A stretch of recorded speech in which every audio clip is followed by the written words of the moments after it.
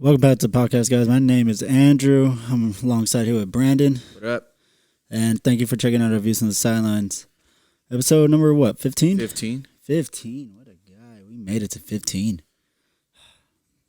Appreciate you, Brandon, for everything you do, man. Yeah, I really, really do. I don't want to be here at all. I understand you don't want to be here, bro, but I'm already over podcasting. Oh, my God, bro. I am. I don't like this energy. I just want to be making beats and crying. Shut up. Anyways, let's jump right into it because honestly, we have a lot of Q&As this week. But we're going to get there, so we're going to try to speed through this podcast today. Well, not too much, but we're going to try to get there. All right, man. Well, what did you think of the Jack Del RIo's recent comments he was making? All right, so for the people who didn't really hear what he said, if everybody remembers that June 6th, the storming of the Capitol on June 6th, right? Yeah. I just want to bring this closer. Sorry. I'll go with your idea here and put it in front of me. You should have been done that. Shut up. All my ideas are always the ones that work. You know what? Don't yell at me. All right. So everybody remembers, or they should remember what happened June 6th last year, 2021, when it was official that Trump lost the election and they stormed the state capitol, right? Yeah. Remember that was a big debacle, a big issue, right? Big old mess. Right. So Jack Del RIo came out on his Twitter. Out of all places, it's the worst place to say anything. Exactly. And he called it a dust-up. What, the one that just happened or the June Capitol? 6th one. Oh, okay. Capital one. He called it a dust-up. Now, he caught a lot of flack for that because it's a really, really touchy subject. Because basically what you're saying is people who are trying to overthrow, because in a nutshell, this is what it is. Like, you're trying to overthrow the government while you're, rushing the state capitol. Yeah. Right? Especially when it's led and when it's basically started with our former President Trump. Yep. So for you to just call it a dust-up is it's pretty terrible. Because of the fact that now you're basically saying, I'm for that. Yeah. Let's overthrow our government because I don't like the president coming in. Yeah. Because of the fact that, he doesn't align with what I believe. But I get what he's doing, though, because he's saying what he wants to say. And this goes into the next one, right? The fine. Yeah, the NFL hit him with a fine. Yeah, the $100K. I don't like that move. Because now what you're saying is, if you don't, you're basically doing the same thing. Like, if you don't believe in my ideas, then I'm going to fine you. Yeah. Because when you think about it is like, people could say whatever they want on Twitter. NBA players, NFL players, baseball players, everything.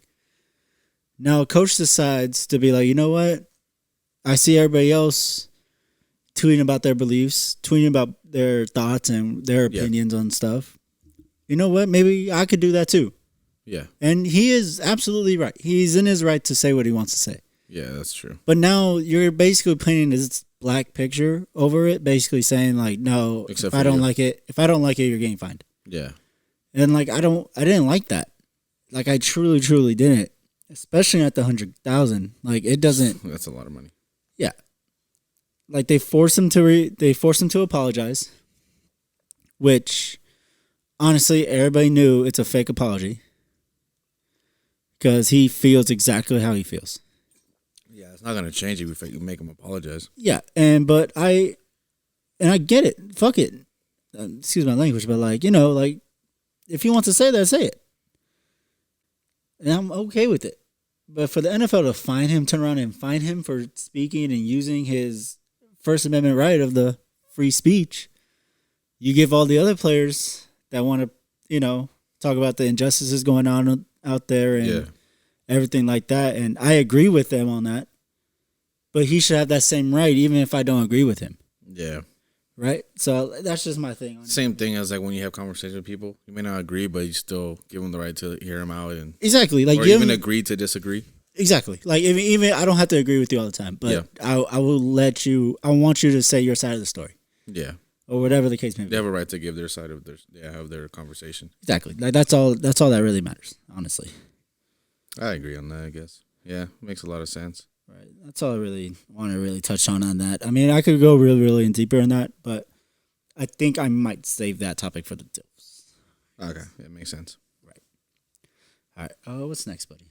Game 5 reaction. Game 5. Damn, already at 5? Already at 5.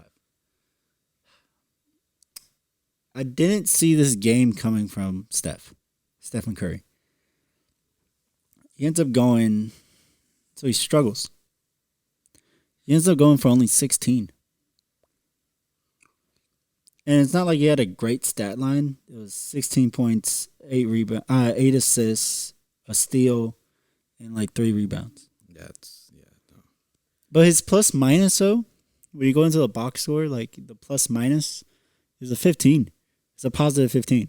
Meaning, like for those who don't know what a box score plus minus is, how much you're contributing on the floor. Like you're kind of accounting for like 15 points per se, if I want to say it like that. Like if that makes sense.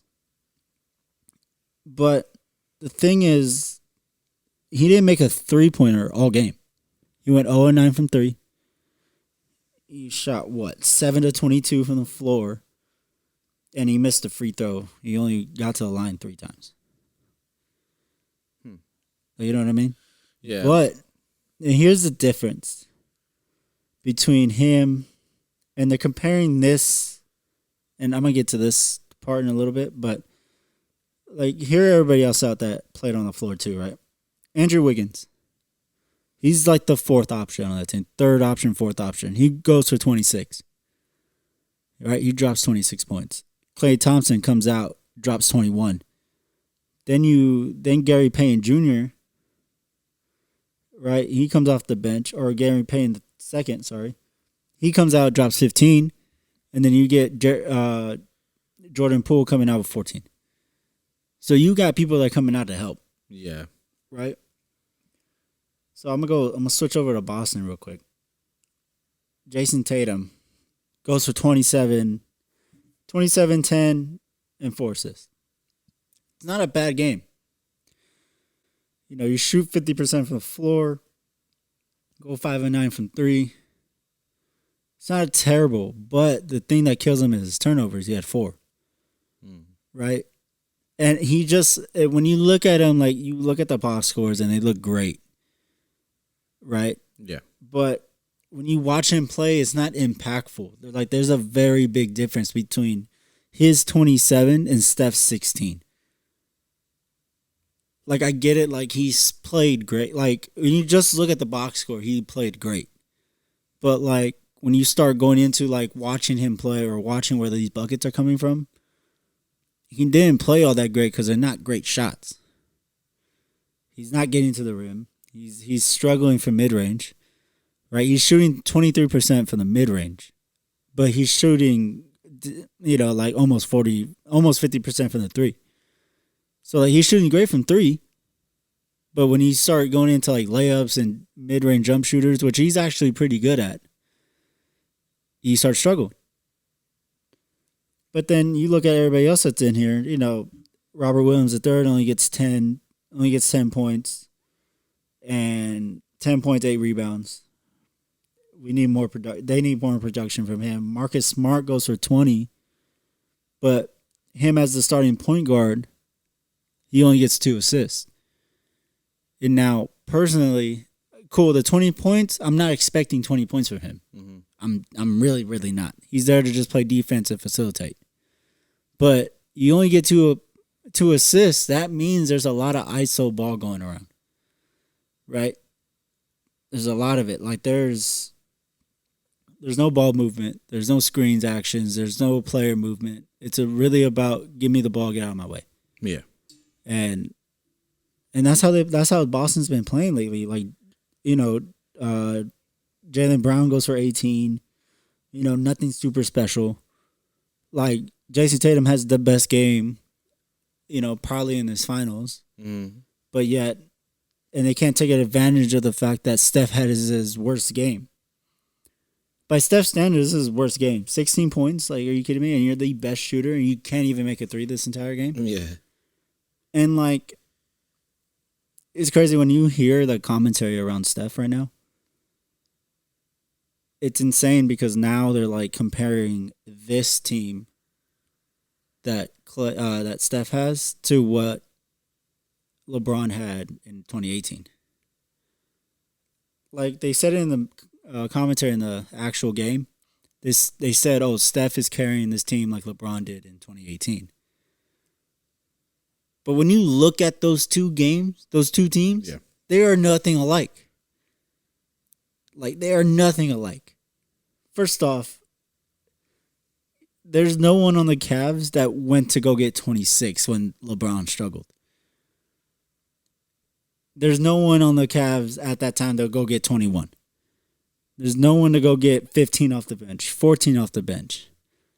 Right? If LeBron scores 16, they're losing by 80.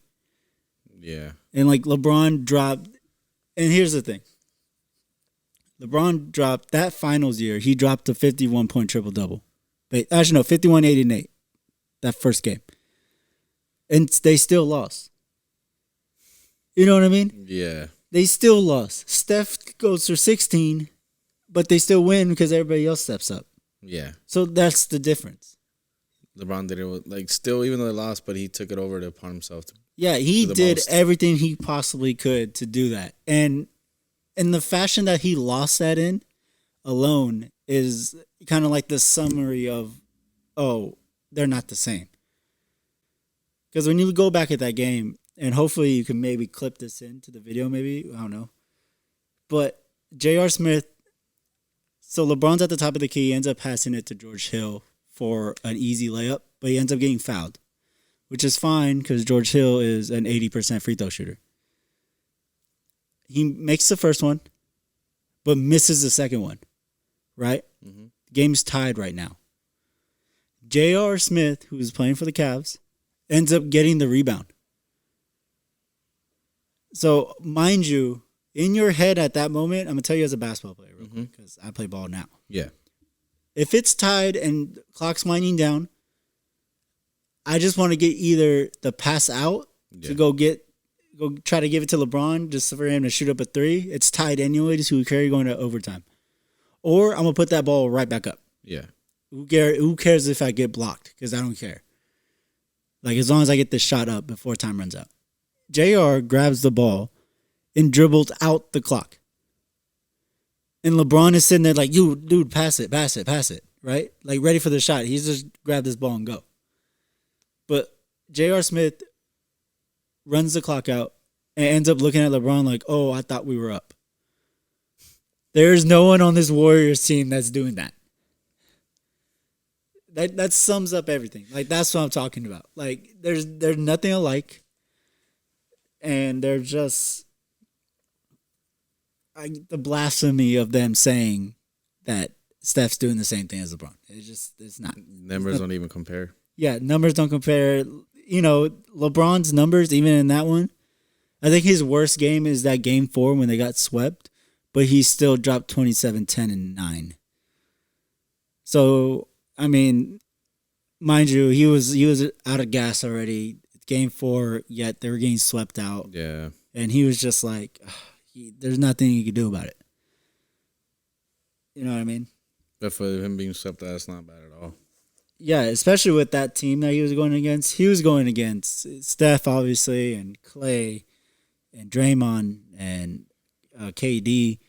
He's going against that juggernaut team of in the NBA. Like, they were going against that, and I understand it. If Steph, I don't believe Andrew Wiggins is going to go do this again in Game 6, which Game 6 is in about 2 days, I believe. Yeah, in 2 days, on Thursday. Yeah, I don't think Andrew Wiggins will do this again.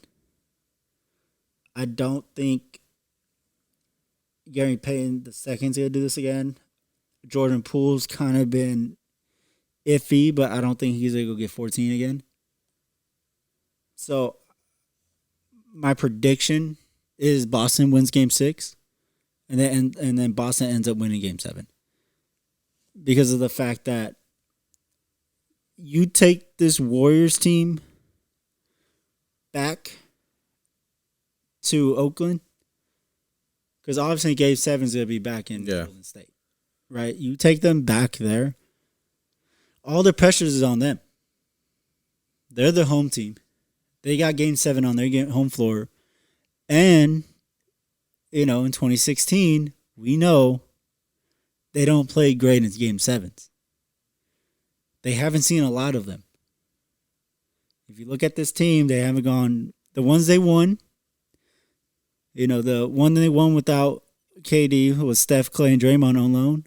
They won in 6.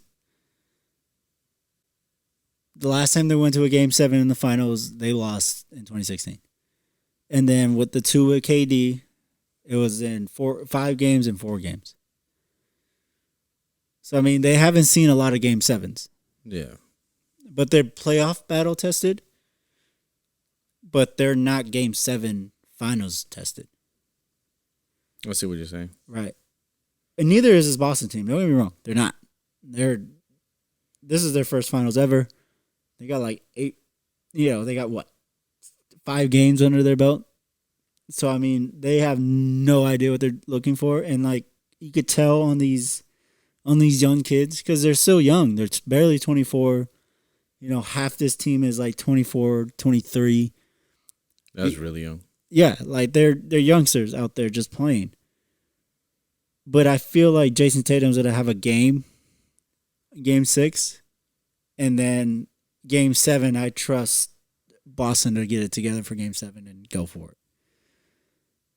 That's truly, truly how I really feel. But yeah, honestly, I don't see the Warriors, even if the Warriors end up pulling it out Game 6, I would still have those questions, I don't think they're that good. Yeah. Because they're not overly good. They have a great lineup. They have a good, solid team, but I just don't think they're that great together. I don't know. I'm just so... The things that I thought were going to happen in this finals never really transpired. So I'm kind of I'm messed up right now. Yeah. But, it is what it is. And we're going to wait and see what happens in Game 6. Because Game 6 is going to tell a lot. I wouldn't be mad if Jason Tatum goes out for 40, 45, but they end up still losing. Okay, you went out swinging. And, you did everything you possibly could to try to win that game. Mm-hmm. But Golden State better realize, if Boston comes out clicking and you're using everything you have to finish it in 6, you better be prepared to try to win a Game 7. Because they don't want a Game 7. They just don't. Like I said earlier, they just don't. They want to finish it in 6 and be done. Because now they're going to use all their energy to try to finish this in 6. Yeah. And that's just... I don't think it's smart. I just feel like you just play your game and see how it goes. Don't try to overdo it. Because that's where mistakes come in. That's how people get hurt. That's just how, I don't know. But what do I know? I'm just a guy on the podcast. Yeah, you're not wrong. Honestly, right? I don't even know what you're talking about. Shut up. Well, let's move on from the NBA, bro. Let's touch up on the NFL real quick. What NFL team this upcoming season do you think? Those are the Q&As. Oh, are they? Yeah, they are. Oh, I didn't know. I just wrote them down on the same paper. But honestly, you have any other questions? You got any other things that you want to add in about Game 5? Anything like that? If not, I'm cool with just going through the... Because I could take my time on those Q&As. Because we got a lot. Would you think that if Steph comes back and has a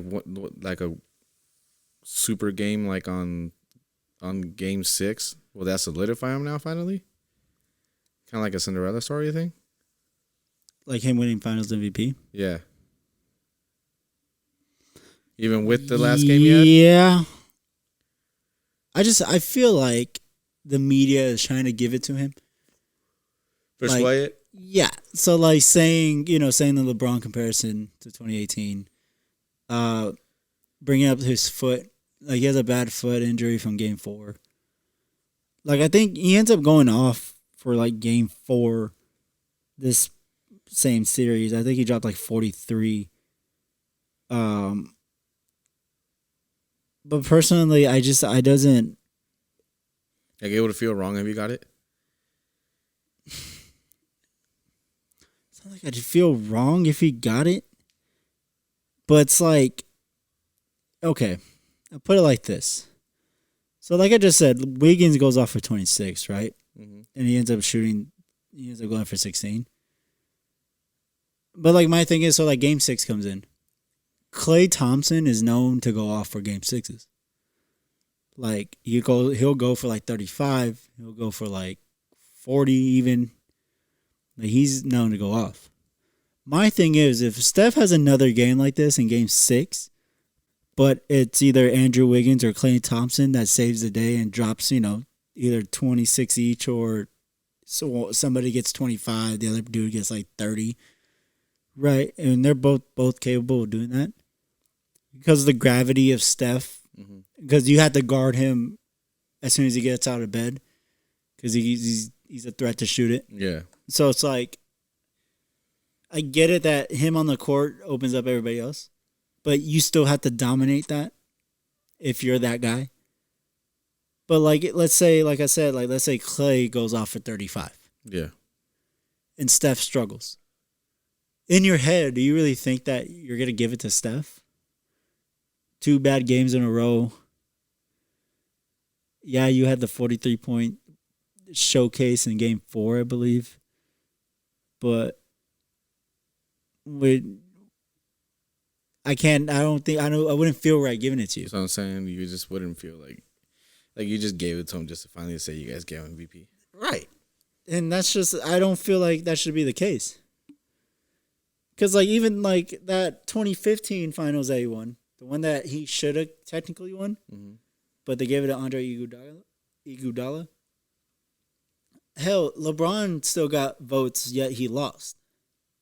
Because he was clearly, when you look at his stat line, he was about 32, 10, and 9.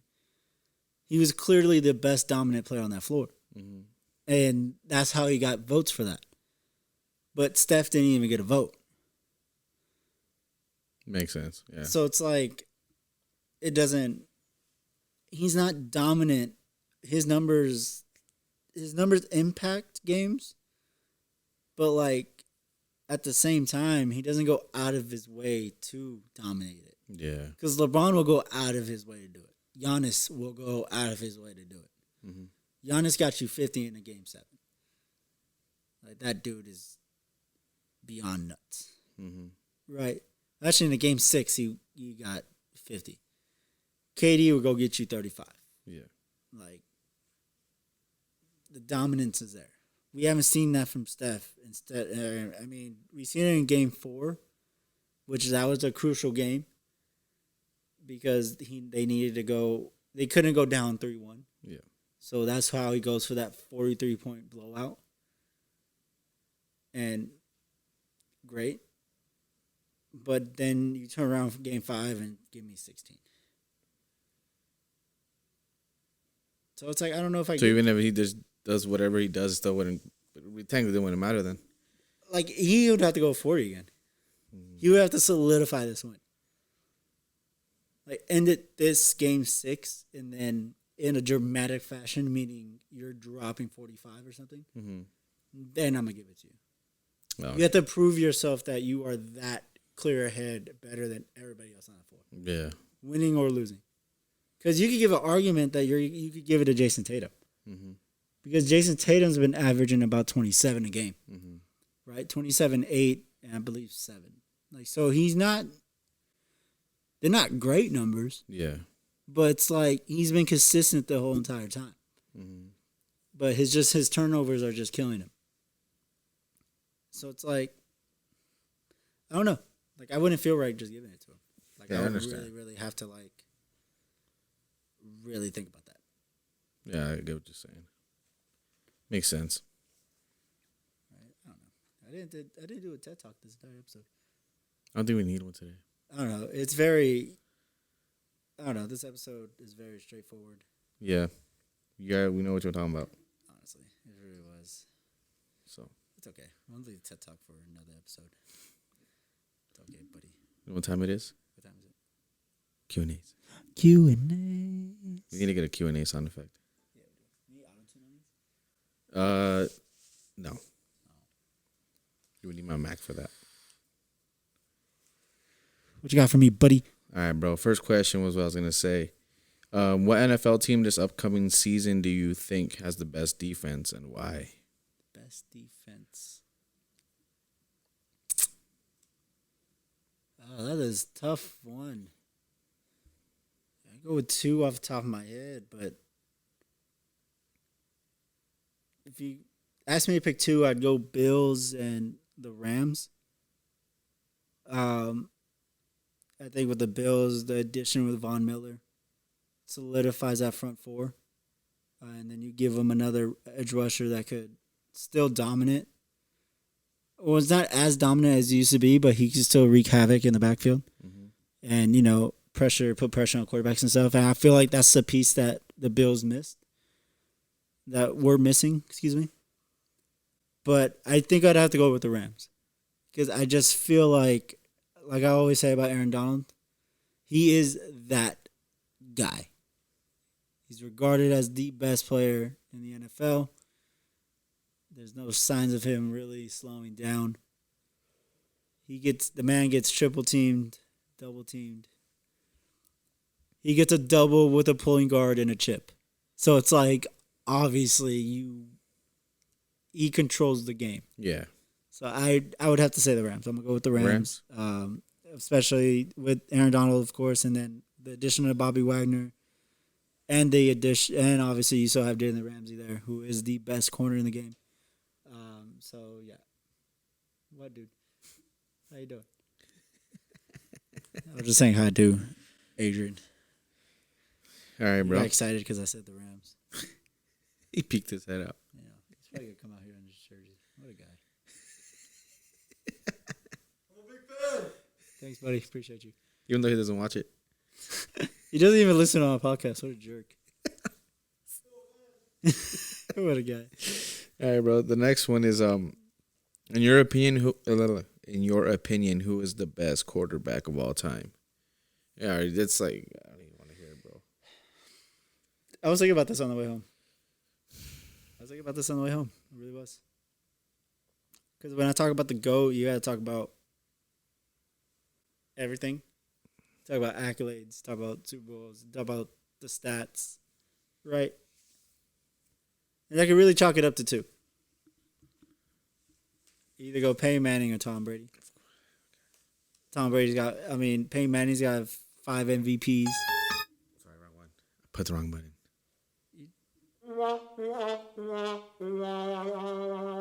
Is that how you feel right now? Yeah, I'm sick and tired of hearing Tom Brady and LeBron James every fucking day in this house.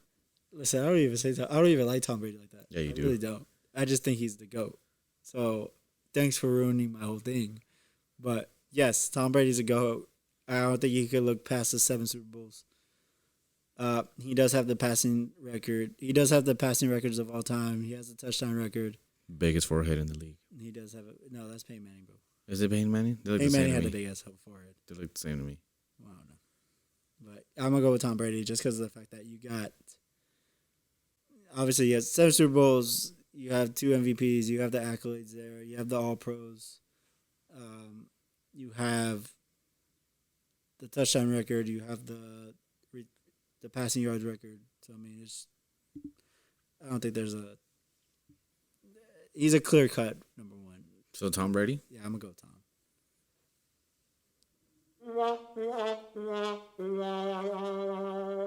I hate everything about you right now. That's just, I'm sick and tired of hearing those dudes. I'm moving on because I don't want to hear about Tom Brady no more. Nah, that's fine. All right. I gave him my phone. Zion Williamson is expected to sign an $182 million extension with the Pelicans. That's money. This summer, Is that too high or too low or just right? Just right. Is that too low or too high? I'm sorry. I messed you up. I think it's too high. Too high? Oh, sorry. You're fine. You're fine. Right. Yeah, I think it's too high. And hear me out. It's because of this one reason. We haven't seen him play in about 2 years. He's been hurt.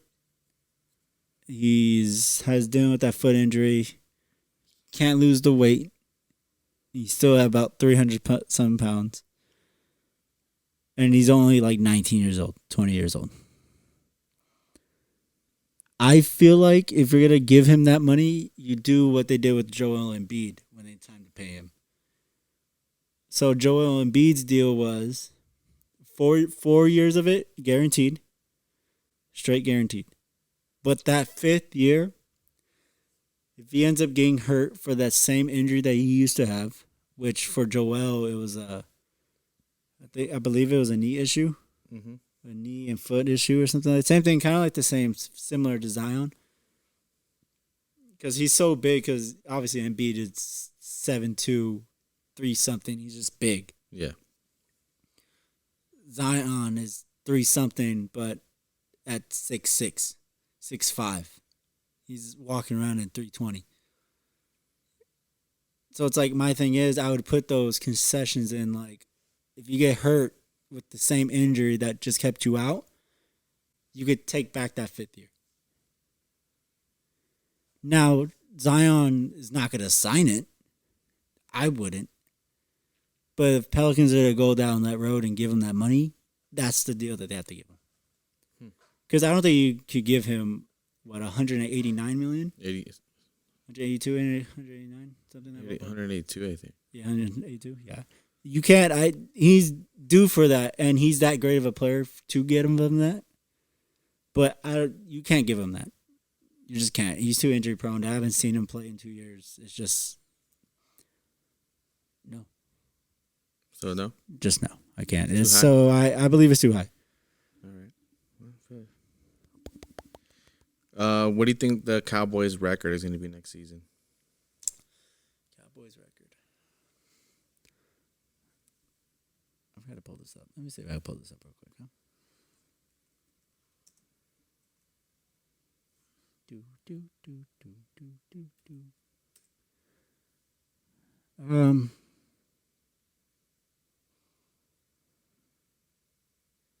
Let me see. Hang on. Give me un momento, por favor. Sorry. Welcome to my TED Talk. This is why I don't like potting. Welcome to my TED Talk. The fact that Brandon is always just complaining about something. I just don't want a podcast. He lives with me. We love each other. We hang out. Yeah, he just yell at us all the time, and I don't like that. I'm forced to podcast against my will. Go shut your mouth, all right? Okay. I'm looking at who we're playing. We played the Bucks week 1. I feel like we're going to lose. Week 2 against the Bengals, I think we could pull that game off. The Giants, we could win. Washington Commanders, we're definitely going to win. Then we play the Rams in, week 5. We might lose. Eagles, we might win. Detroit, we better win. The Bears, we better win. Green Bay, I want us to win because of the fact that, Robert could go, Robert could just lose because he's a Green Bay fan. The Vikings, we kind of always beat them. The Colts, we might lose that game because the Colts are actually really, really good. I forgot about the Giants. They're in between the Vikings and Colts, but we could win that game too. And then we play the Texans after the Colts, who I feel like we could win that. Jacksonville, we better win that game. Eagles, I feel like we're going to lose that game. Just because of the fact that it's hard to be a team twice unless they just suck. So yeah, I feel like we'll lose to the Eagles a second time. And we finished off playing against Tennessee, wound up losing that game, and then Washington again, but we'll win that one. So all in all, I think we might win about 11 games, 11, 12 games. We'll win the division. That's what I feel like. But then we end up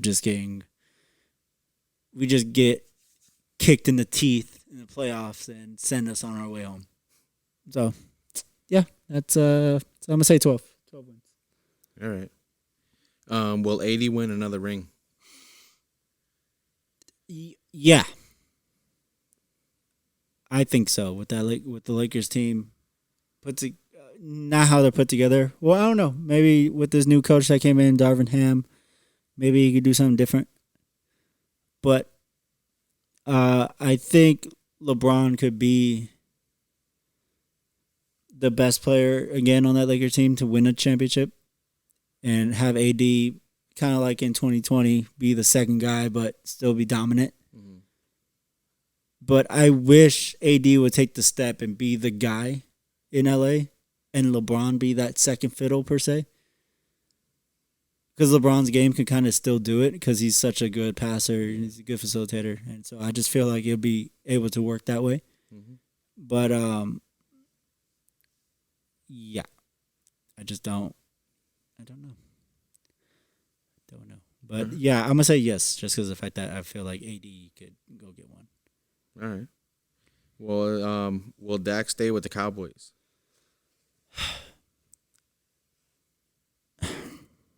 Okay. Gotta say something here. I don't want him to. I really, really don't. To talk. Answer the question at the same time. I like Dak and all. I really do. But Dak frustrates me. How so? Because of the fact that he is a great garbage time stat pattern. I don't even know what that means. What I mean by that is garbage time. Okay. It's easy when the game's tied up. Let's say beginning of the game. It's hard to go get points and stuff. Yards and points because everybody's on edge. You don't know when you're going to score. You don't know when, right? They're just trying to keep you. But when the other team is up 24-0, their defense now is nothing cheap, nothing deep. So they're just going to back off you. So what's going to happen is you're going to get a lot of shallow crosses, a lot of in routes. So you'll be able to stat pad those yards and go get touchdowns. And Dak does that a lot. Like, I'm going to tell you right now. So last year against the Bucks, against who we were playing. I forget who we were playing. But they were down 24-7. Then he ends up throwing for all these yards to go win the game. Which is great that you won, but do that in the beginning. If he did that in the beginning and they still won, then okay, it'd be impressive. But it's not impressive when your whole offense is one-dimensional now. Because you can't even run the ball anymore when you're down that big. Mm-hmm. So I have an issue with Dak because now you're getting paid $75 million. Actually, you just got paid $75 million. You're getting about 40-something million a year. You're one of the highest quarterbacks, yet you have really nothing to prove for it. You got a playoff win. Cool. Can't get another one. You lose to Jimmy G in damn playoffs last year and got destroyed. So it's I'm kind of over it. So I feel like this is last year.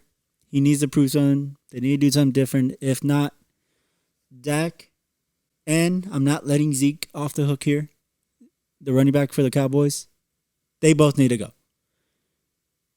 All right. Do something with the contracts, rework them, and try to trade them out. But I feel like they're done. They're hell of a players. They just don't work anymore. I see what you're saying. That's my thing. All right. Another one is does Tom Brady go to Miami?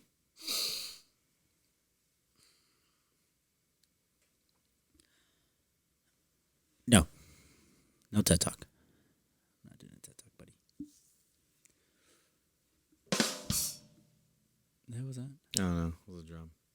Oh, what a guy. Anyways, I don't think so. I feel like he's done after this contract. I don't see him going to Miami. I would love for him to go to Miami. I feel like him in Miami would have worked. But I feel like it would only work with Sean Payton there as the coach. It's not going to work with his rookie coach here. Yeah. So I don't see it happening. If it does, who's the coach going to be? Are they going to get rid of this kid and just go get Sean Payton? If it is, it's messed up for this kid because he didn't even get a fair shot. They're just kind of using him as a stepping stone. Mm-hmm. But I don't see it, so I'm going to just say no. What? I got another one that's kind of funny, though. What? Why do Lakers suck?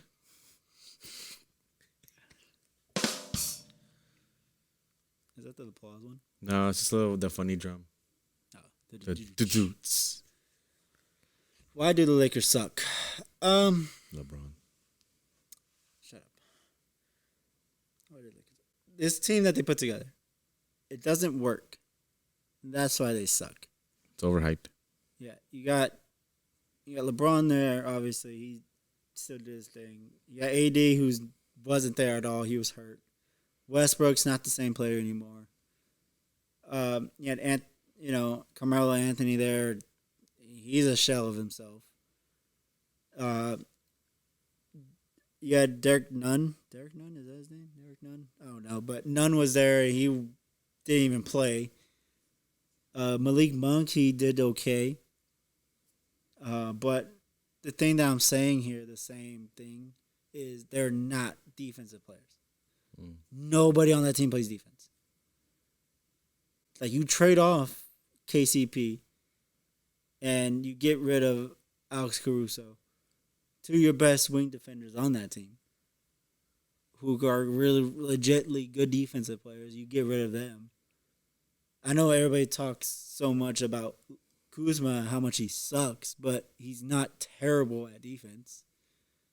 He's long. He could still move his feet. He could defend somebody.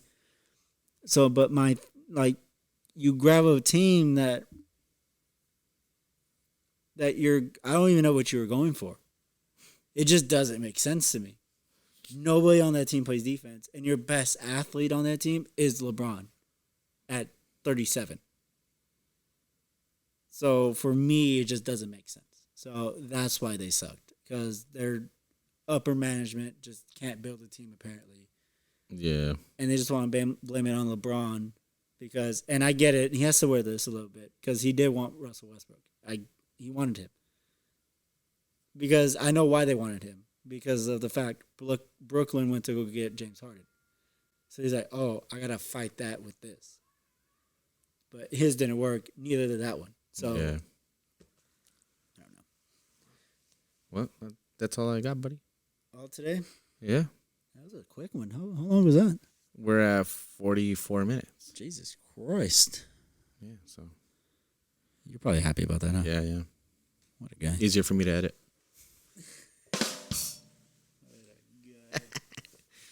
I want to hear about you a little bit, though. About me what? I'm going to fill in the rest of the 10 minutes or something. I want to hear about your soccer career, buddy. Oh, man. It died before I could have one.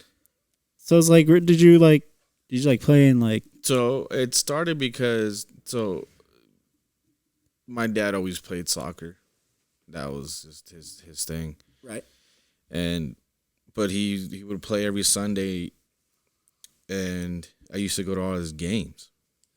So I'd just be that kid inside. I was cool with all his friends I played and whatever. So, and then I was one day, most of my friends during recess would play soccer, and I was like, well, let me try it out. Uh-huh. And then once I started playing, I was like, okay, this is for me right here. You know, I'm gonna go ahead and just give it a shot. So I told How old were you at this time? This was like third grade, maybe third grade, fourth grade. Okay. So I told my dad, I was like, hey, every Sunday I go, why don't you just coach me or teach me something, you know? Right. And he's like, well, I can't coach you if I got to play or whatever. I was like, well, I guess. So my dad always was busy too from work aside from that. So I would just pick up a ball. So we live in an apartment complex and the kids just started playing. Right. And I was trash. You trash? I was trash. I was horrible. Breaking windows because I couldn't kick straight. It was bad. So what I did is I would just eventually just start. I would go outside and play by myself and like practice like little dribbles and stuff and whatnot. I pretty much learned like street soccer to its core. Okay. I didn't really know the basis of like the real rules and how you actually play soccer and like things like that. And yeah, stuff like that. all that. The nuances of the game. I'm over here like using the walls as I wouldn't give me the pass. I'm doing all this extra stuff. Right. So then my dad stops playing because he gets injured, but he starts coaching the adult team. So my dad sees that I started playing, just like picked it up on my own. So when I would go to his games on Sunday, because I was tall as a kid, and I think the youngest I could play was like 17 in an adult league. Right. They lied and made me like a fake thing at the league. Like he knew my dad knew the guy, and it said that I was 17, but I was like 12, 13. So I started playing with the adults in the adult league. Like with grown men. Yeah, my dad's like, hey, this fool's hurt. Go in there. I'm like, what do you? I didn't know about position. Yeah, none of that. So he's like, just go play center mid. I'm like, where's that? He's like, right there. And then I was like, okay, cool. So he would explain what I have to do, and I'll start playing. And then he was like, go be forward. And once I started, like, that's how I kind of learned where are you supposed to be at and where you're better at, stopper or whatever. Right. I ended up being goalie for them like a couple of times. And after that, I was just like, oh, you know what? This is dope. Now that I know the actual, at least the basics, how this runs, I just started playing all the time. So I fell in love with it immediately once I really knew how to play. And then playing with adults and like playing in finals for them. I'm like the 13-year-old kid, but no one knows I'm 13. And then just giving passes that were scoring passes and then scoring in the finals and things like that. It was insane. Right. So after that, every day after school, go home, drop my backpack off, and then go to the park. High school, especially in high school. I'd get home. My mom would be like, hey, you did your homework? I go, yeah, I'm doing it on the bus on the way here. I'm good. Right. Leave for 5 hours every day with all the homies and just play. Then I'm getting into JV at Norco, but I can't even play no more because of my grades. Right. I was trash. But, I mean, you know, it's just like it was what I wanted to do the most before I mean, I've always loved music and stuff. But soccer was the one thing I was like, I'm going to do this. Like, I want to play. I want to eventually, if I go to, like, college, get a scholarship for soccer. And, dude, I really, like, you couldn't take me off the TV from all the games, European League, American League, Mexican League, all that, dude. I wouldn't miss a game. It was my whole life. And then now I haven't played in, I don't know, like an actual taking it serious, probably like 10 years. But that was the one sport that I was just like, to this day, like if I do want to get back into it, it would be that sport. I used to play basketball a little bit too, but it wasn't really my thing. Right. Like soccer was like, that's where I was at. Everywhere I go, I take a soccer ball. It didn't matter where I was going, soccer ball. And that's just, it just sucks that I kind of let that go. Because, I mean, I was really good. I could have been like, even until now, I would have kept it going. I think it would have been something I would do on the weekends. I'd be really good at it and could have maintained it. Yeah, I could have maintained that, but now it's still too late for that. I get you. That's my background on soccer. Yeah, I'm trying to get a little bit more out of Brandon. Yeah. All right, we're going to ask Brandon how he plays and where he started at and stuff like that. I'm trying to figure out where I can call in for PTO. There we go. Well, we're never going to figure that out, buddy. I still can't find HR's number. But I think that's all the time we got for today. Yes, sir. All right. Appreciate everybody sending in the questions. Yeah, please keep sending this amount. We like that. Send those questions in. It's great for the show. Great for both of us. We could talk, have a conversation. Connect with you guys more this way. What you guys are your opinions or just asking us things and how Drew sees everything, it really helps a lot. Right. It's a great conversation. Yeah, that's what we're doing here. We're just trying to have conversations here about certain stuff. And then if you have suggestions about what we should talk about, send them in through the DMs, through our personal DMs if you want, or through the Views from the Sidelines. And so that's a little better for us. That way we could just keep those collective. Yeah, we have it all on one channel right there, and right. We get you guys questions and we answer them all. We won't skip any. Yeah, we answer all of them. It doesn't matter. But go ahead, shout out the